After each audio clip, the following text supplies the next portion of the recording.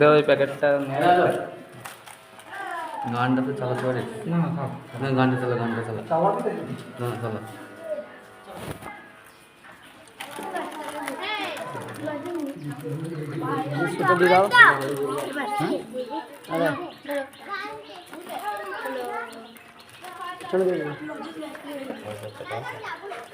সবাই পেয়েছে?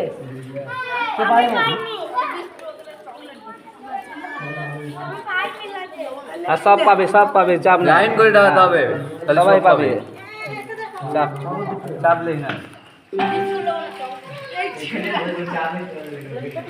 ওদেরকে ওদেরকে চকলেট দে মাস্টার শামা করে 10 টাকা নাকি আব্বার আচ্ছা ভাগ বলছি আমি না, সরি।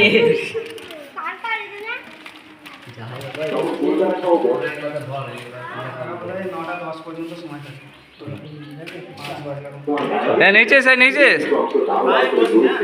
এমন পরিস্থিতিতে গান্ধীজি পরিস্থিতি নিয়ন্ত্রণে আনার জন্য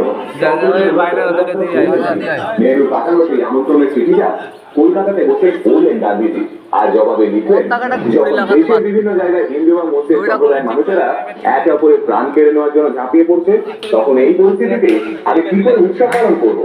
আমি এখানেই থাকবো, দরকারে এই হিংসার বিরুদ্ধে আমরণ অনশন করবো। জওহরলাল নেহরু বুঝতে পারলেন গান্ধীজির আশীর্বাদ ছাড়াই তাকে ভারতবর্ষের সবচেয়ে গুরুত্বপূর্ণ দিনটা সামলাতে হবে।